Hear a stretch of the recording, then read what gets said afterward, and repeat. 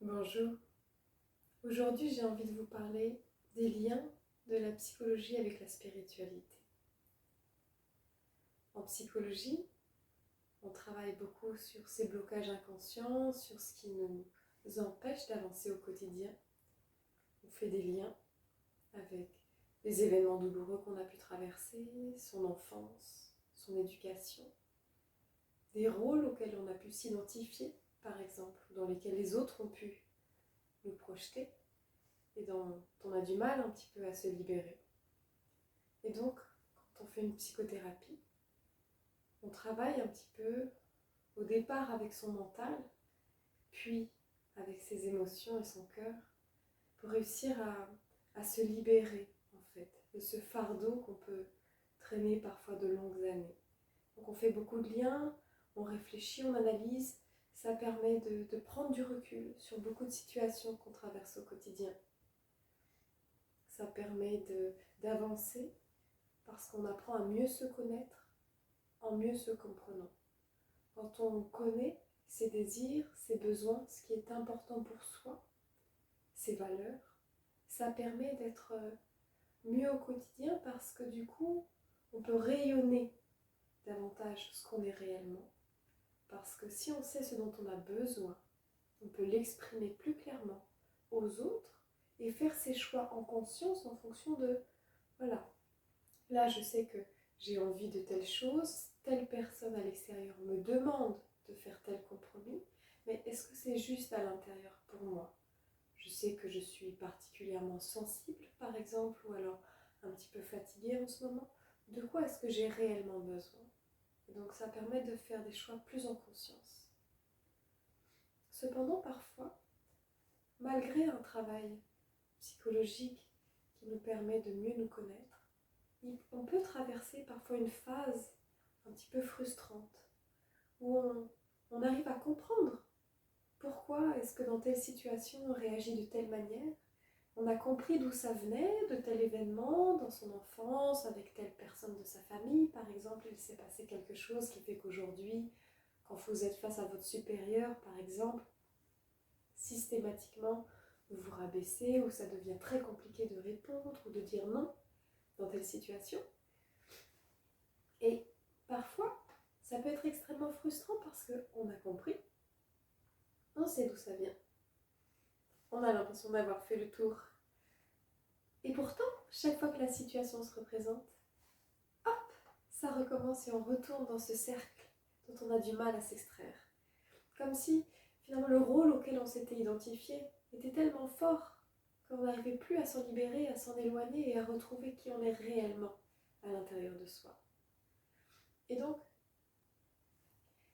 il me semble que pour réussir à se libérer complètement de ces identifications, de ces schémas inconscients qu'on répète indéfiniment, parce que même s'ils nous font souffrir, quelque part, ils sont rassurants parce qu'on les connaît.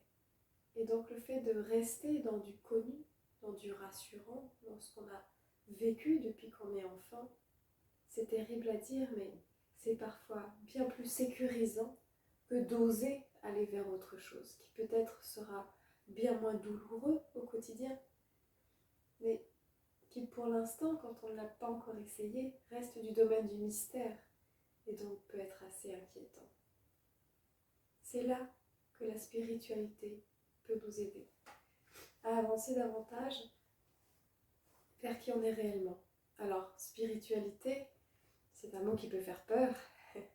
Et je vais vous évoquer du coup, moi, ce que j'y vois de mon côté. Parce que tout le monde n'a pas la même définition. Pour certains, ce sera uniquement un rapport avec une religion. Pour moi, ce n'est pas uniquement cela. Il peut y avoir différentes spiritualités. De mon côté, moi, j'évoque dans les accompagnements où les personnes sont intéressées par cet aspect-là, j'évoque une multitude d'ouvertures finalement. Que ce soit une ouverture à une religion, à telle autre, à un dieu, à des dieux, à un rapport particulier à la nature, avec les esprits de la nature, avec les extraterrestres, avec des esprits, avec l'au-delà. Finalement, de mon côté, peu m'importe ce qui est important pour vous parce que mon avis n'a aucune importance là-dessus. Ce qui m'importe, c'est réellement que vous puissiez vous reconnecter à ce qui est important pour vous, ce qui est juste pour vous, ce qui résonne à l'intérieur, ce qui vibre pour vous. Et bien souvent, on a certaines croyances, certaines idées depuis qu'on est jeune. Il y a certaines choses qui résonnent pour nous, un petit côté magique qu'on a pu garder en nous, ou pas très loin derrière notre personnage d'adulte bien sérieux et adapté à cette société. Et du coup, le fait de se reconnecter un petit peu à cette magie en nous, à ces idéaux, à ces valeurs, ça nous permet de nous reconnecter à quelque chose de plus grand que nous. Et c'est là que ça peut nous aider. Ça nous permet de faire un pas de côté par rapport à ce personnage auquel on a pu s'identifier depuis si longtemps et dont il est difficile, du coup, de changer certaines modalités. Et donc le fait de se reconnecter à autre chose, de se reconnecter profondément à ses valeurs, par exemple, ses idéaux, ça permet de ne plus transiger au quotidien, ne plus faire de compromis qui ne sont pas justes pour vous. C'est pour ça que je vous encourage à vraiment vous pencher sur la question et à réfléchir, mais qu'est-ce qui est fondamental pour moi ?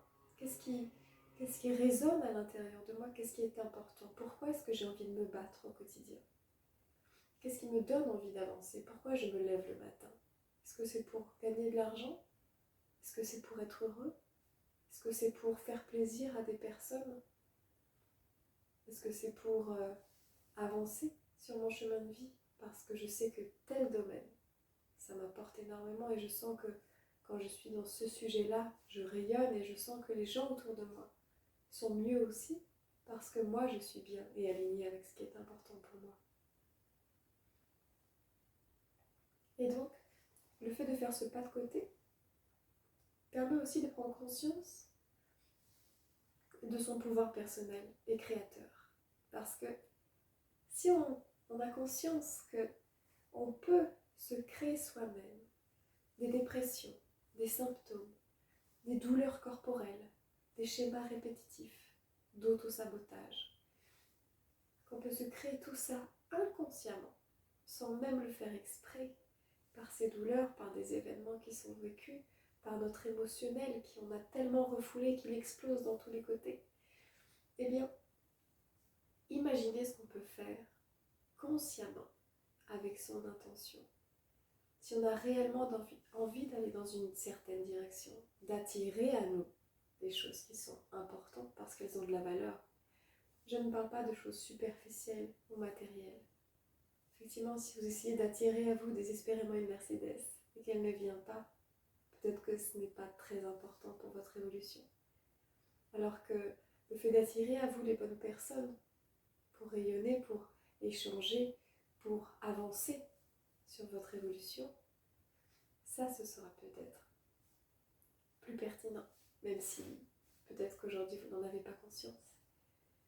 Et donc, ça permet aussi ce rapport à la spiritualité, cette ouverture sur autre chose qu'uniquement la réalité matérielle et quotidienne dans laquelle on peut parfois s'enfermer avec ces risques, ces rythmes effrénés de la société. Et oui, c'est un risque. Eh bien, ce pas de côté permet de s'ouvrir à de nouvelles choses, à de nouvelles opportunités en conscience. Et donc, je vous invite réellement à prendre conscience de ce sacré que vous pouvez cultiver au quotidien. À chaque moment, à chaque instant, le fait de ramener davantage de présence à l'intérieur de vous, le fait de vous ouvrir à vos intuitions, d'écouter votre voix à l'intérieur de vous pour avancer, pour donner un autre sens à votre vie qui ne se limite pas à des choses matérielles, à des choses amenées par l'extérieur. Quand je dis matériel, bien sûr, on a tous besoin d'une sécurité interne et donc que nos besoins primaires soient satisfaits. On ne peut pas réfléchir à une spiritualité, à des choses différentes quand on a faim et quand on n'est pas en sécurité ou qu'on a froid le soir. On est d'accord. Et une fois que ces besoins sont satisfaits, qu'on se sent plutôt en sécurité et bien chez soi. Le fait de s'ouvrir à de nouvelles choses permet aussi de débloquer des schémas dans lesquels on a pu s'enfermer. En activant notre pouvoir créateur, en activant le fait d'avancer vers son chemin de vie, ça permet de débloquer beaucoup de choses parce que vous prenez conscience que vous êtes votre propre divinité. Vous êtes le constructeur de votre vie. Tout ce qui vous arrive n'arrive pas par hasard. C'est vous qui avez décidé ça. Si vous n'en avez pas encore conscience, essayez de réfléchir aux événements négatifs qui ont eu lieu pour vous et qu'est-ce que ça a pu vous apporter après coup. Bien sûr, sur le moment, parfois c'est difficile à gérer. Déjà, il faut assumer ce qui se passe, prendre les choses en main. Et c'est parfois pas évident, émotionnellement, physiquement. Mais après coup, quelle force est-ce que vous avez su déployer dans ces événements-là pour y faire face? Qu'est-ce que ça vous a amené? Qu'est-ce que ça a déclenché en vous? Quelle révélation est-ce que ça vous a apporté? Est-ce que vos illusions, peut-être, sur le monde ont chuté? Ça peut être douloureux, mais qu'est-ce que ça vous amène après, comme nouvelle vision des choses? Je vous invite à méditer sur cela. À bientôt, en conscience.